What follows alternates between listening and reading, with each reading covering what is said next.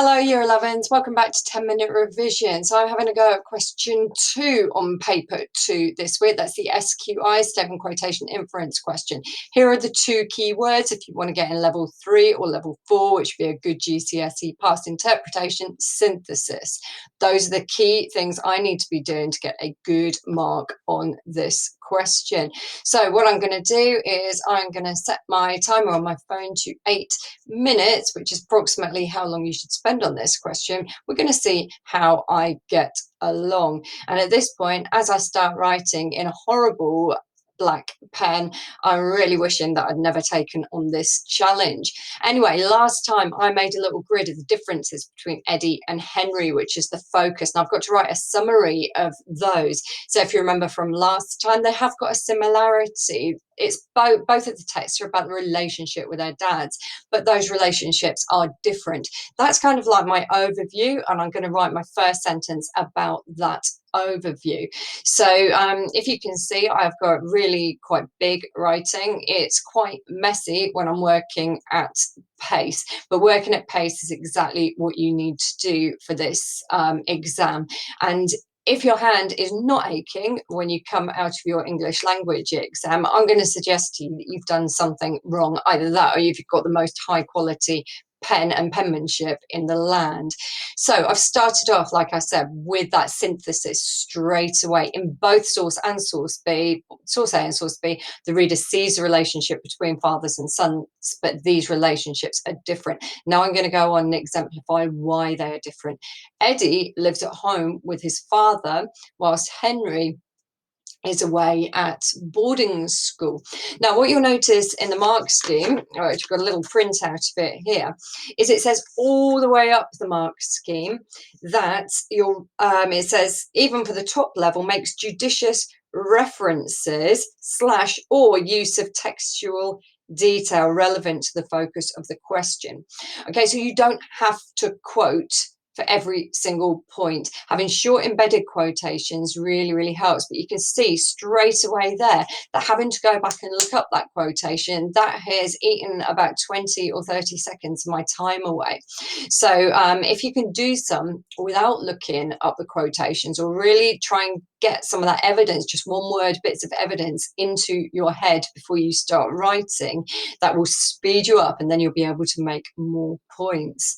Okay, so what you can always do is pause and have a look at what I wrote there. At the moment, what I'm really concerned about as I'm writing is, I'm a teacher and I teach English every day, and I feel like I should get a top level mark. But as I'm writing away, I'm really actually not making perceptive points. I'm doing the synthesis and I'm doing interpretations, but they're clear rather than perceptive. So it's kind of nagging and niggling away in my mind. You can see this one. In the 21st century, children are more likely to be educated locally. You can see I'm comparing the two boys' education here, whereas in the 19th century, I think I put something like it's more common. So it's quite an average point that I'm making there, but I've kind of made that point. Now I'm just going to have to make it as quickly as I can, get over it and move on. Boys like Henry were sent away to school. So it's quite a generic point there. It's a clear point, but it's quite a generic one. Okay, so again, to try and synthesize is about bringing two ideas together. When I do my statements in my SQIs, I try to make statements about source A and source B simultaneously, because that's what synthesis means. So Eddie and Henry also have different experiences at meal times I'm going for. So really strong synthesis I'm doing. It is just my interpretations aren't particularly perceptive. With Eddie enjoying pizza, there you go, I know it's a quote. He asked his dad for a food metaphor about pizza, didn't he? So I've remembered that. I didn't have to go looking it up. The Henry one I can't remember. I'm going to have to look that up. So again, I'm going to lose 10 more seconds of valuable writing time whilst Henry has to suffer bread, which is, and I'm going to quote here, nearly black. So you can see that I'm trying to keep those quotations really short. So what does that suggest about the meal times? Then I'm looking to interpret what that means. What am I trying to say about that? Okay, is it going to be perceptive? I fear not. I wrote it, I know. Okay, so this shows how Eddie enjoys convenience food. Again, so it's another 21st century, 19th century thing, isn't it? Convenience food from other cultures. Okay. All right, so you see it's getting a bit deeper, not much deeper, is it? So it's still clear interpretations, but really not perceptive. Henry's food sounds as if it's burnt. I'm going to put all made from really dark ingredients.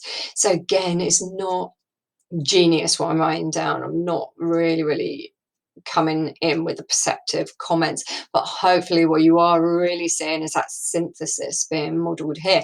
I hope the other thing that it does is reassures you that you can still get, well, you'll see at the end, you can still get a good mark by not coming up with genius ideas. This exam is about consistency. So if you're hitting the top of upper level 3, all the way through your exam, you can still access those highest GCSE grades.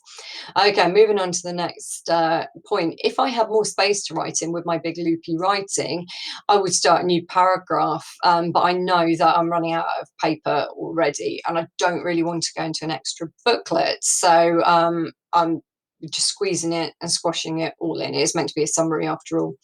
Eddie treats his dad quite disrespectfully, whilst Henry is incredibly polite to his father, my dear father. So I remember that from the letter, and I'm just popping that one in there. I really wish I'd had time to look up an Eddie quote, but I glanced across at my timer, and at this point I hardly had any time left to finish my answer. So I'm like, right, Eddie is not getting a quote for disrespectfully. But there were loads of quotes you could have picked in there, something about him rolling his eyes, possibly, something like that. Okay, so this is getting a bit more perceptive here. Henry's incredibly polite to his father, my dear father. This is probably because Eddie is secure, knowing his father will always put a roof over his head. This 21st century thing is kind of suggesting they've got a good relationship, whilst Henry is desperate to return home from his horrible boarding school, isn't he? To leave his boarding school. I wish that I'd squeezed in horrible boarding school there, his boarding school. And come home. I do feel sorry for Henry, but that's question 3, isn't it? How does Henry make us feel sorry for him? Okay, right. So I'm going back to my plan because I want to know which point to make next. I've got loads more, but I just checked my plan. Okay, and again, this will be a new paragraph. I don't have room. Eddie is a good student. This one, yeah. Okay, and I can remember that you got 20 out of 25, but I think I might go back and check it. Now, the great thing about this one was it was written in numbers as well, so I don't have to write out the whole blooming word because it's actually in numbers in the article. 20 out of 25. You will notice when I'm writing that I use like a little cross for an and. You probably should write and out in full. But will you notice how good I am? Always use my capital letters. I get my apostrophes in the right place, my commas and stuff like that. So that's a good example to you. Even though my writing's messy, try and keep it nice and accurate. You hear my timer going off. So that's my 8 minutes up and I haven't quite finished. So I'm going on a little bit, hopefully not more than about a minute or 2. So I'm using that buffer time that I saved myself by answering question 1 kind of a little bit quicker. Or I could be eating away into my writing to argue time, but I know that I can write a really good argument in about half an hour. I don't need the full 45 minutes for that, but you'll know yourself best. Okay, his spelling is poor, much like my handwriting. So Henry's spelling is poor. I see several words wrong spelt. Eddie, I'm suggesting, so I'm interpreting here, is showing off to his dad, perhaps, that he's good at maths, great at maths. Okay, so always comparing, always contrasting, because that's what we have to do, find the differences, whilst maybe Henry, I probably didn't need to put all those modal verbs, those words of modality, like perhaps and maybe in there.